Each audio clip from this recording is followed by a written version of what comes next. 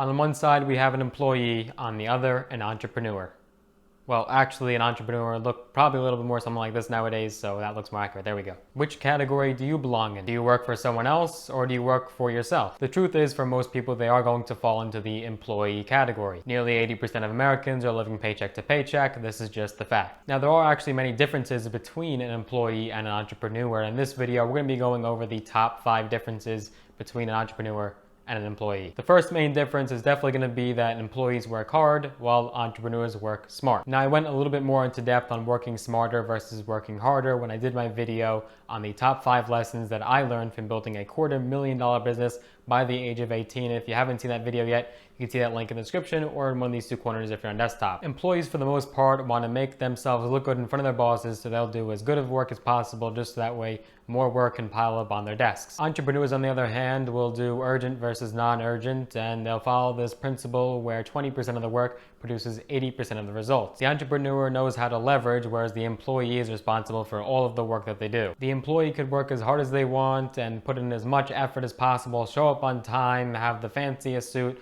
but they're not going to get anywhere because they're just counting on a promotion from their boss. On the other hand, an entrepreneur's income is infinite. It could really be as high or as low as they'd like, with really no boundaries. Now, that's not to say that the entrepreneur's job is easier by any means. It probably requires more work, more time, more effort to get to a point where they are working smart and they're able to use their time wisely. The employee could work for double the hours and make double the salary. The entrepreneur could work double the hours and actually quadruple their income. The entrepreneur knows that their income is based on what kind of product they can deliver to the marketplace and what kind of service they can put out there. The employee is really stuck within this box that they cannot escape no matter what they do. The 50-cent raise at the end of the year isn't going to create dramatic wealth. That leads me to difference number 2. An employee will aim for a promotion in their company, whereas an entrepreneur will aim for a promotion in their business. Workers with an employee mindset are concerned about the incomes and ranks of their fellow colleagues. They work hard with the intention of getting a better position and a higher salary, whereas the entrepreneur does the complete opposite. The entrepreneur works hard with the intention of learning new ideas. They're too busy making an impact and figuring out ways to uplift their business. The employee is always concerned about the guy next to them and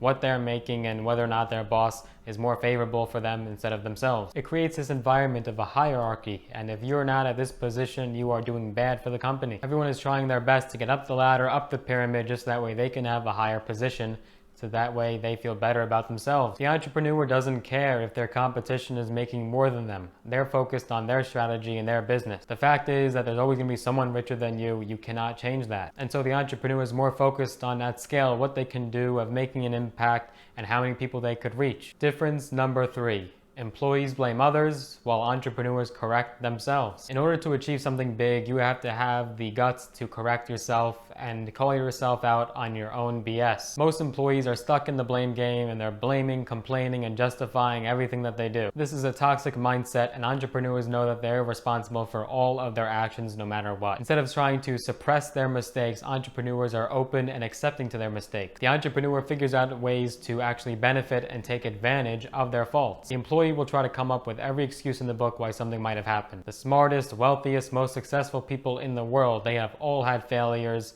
and every overnight success you might think you might see was 10 years in the making. There's nothing wrong with making mistakes, and the fact is that when you are building and grinding, you are small, and so no one's going to be putting all this pressure on your mistakes. It's not going to get publicity, but when you do finally get big and do something, you will make noise, and that's what gets the attention. It's your successes that people count. Not owning up to your mistakes, and even worse, trying to put them down in a way so that way you forget about them, is not going to propel you and advance you and make you grow. This leads me to number 4. Entrepreneurs thrive on risk, whereas employees try to avoid it. If you ask anyone in the employee mindset, hey, why don't you start your own business, something on the side, something that will allow you to make yourself a full-time income in the future, they'll probably say that they need the security of their job. Not having access to a pension, a steady paycheck, or healthcare is way too risky, and they cannot take on that risk for themselves or if they are trying to support a family. Now, this is 100% understandable. Some people just have to be contained in that box and they cannot try to do other things outside of it.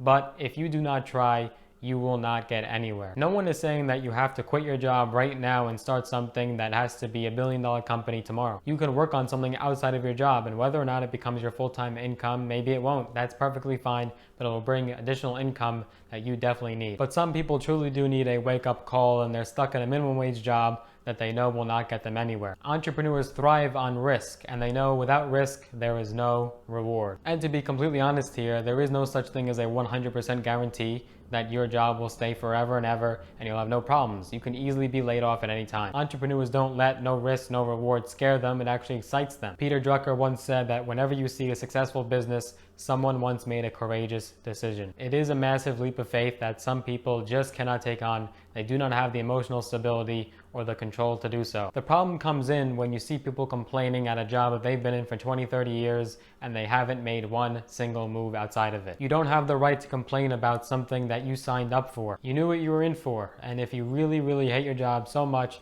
you should think about switching your career or trying something new. Why live a life that's just one straight line and there's no ups and downs? Entrepreneurs get a kick out of this adrenaline, and it's what makes them move forward. And the fifth difference between an entrepreneur and an employee is that entrepreneurs know for a fact there is no such thing as work-life balance, whereas employees try to search for it and find it as much as they could. Entrepreneurs know that this is kind of all BS and there's no path to real work-life balance. There is absolutely no way that you can try to balance a business that's 24/7, not a 9 to 5. There are going to be areas in your life that suffer. There's no way that you can try to balance a relationship with someone, or the time you might spend with someone, or how often you see someone, if your business is wrapped around your head every single time you fall asleep or every time that you wake up. It's just a falsehood that we've been told that you can try to find this beautiful work-life balance and everything will be okay, whereas entrepreneurs don't even take the first step in trying to find it. You are just going to have to prioritize areas of your life over others. There's no easy way around it. And if you do have a relationship or people that you associate with that cannot accept that and do not understand that,